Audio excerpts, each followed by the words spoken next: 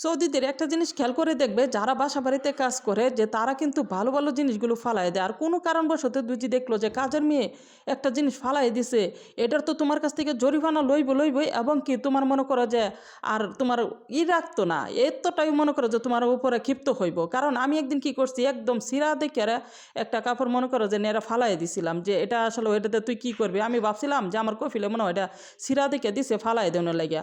তে আমি আবার কি করছি, না ফালায় না এখানে আবার রাইখা দিছি, আমার মনেই বাড়ি দিছে, যেহেতু আরেকদিন আমার কফিলে একটা জিনিস এই যে তৈলাটা ফালাই দিছিলাম, তো পরে আমার ময়লার বাসন থেকে আনাইছে। ও মায়ের রাত্রের বেলা এসে রে এটা খুঁজতেছে, আমার তো আত্মার মধ্যে আর পানি নাই। আলা বুঝা করে একদম ছিঁড়া করা ঘর হয়ে গেছে। মাঝরা মধ্যে যে সবসময় উঠদুম বা ছাগল ফেলে না, একেবারে চেনা মেনার গন্ধ, বড়ির লেদা মেদার এইগুলা। পরে তো আমি কইতালে এটা মনে হয় ফালাই দেবনে লেগে দিছে। তো আচ্ছা যাই হোক, 2 দিন বাসার মধ্যে রাহি, তারপরে ফালাই। এই যে আমার কফিল হয়েছে এরকম, আমি জানি না মাথা মুথায় কাজ করে না নাকি, আর নাইতে মনে করো ছাড়াই না এক একটা অনেক কাপড় চোপড় দেয়।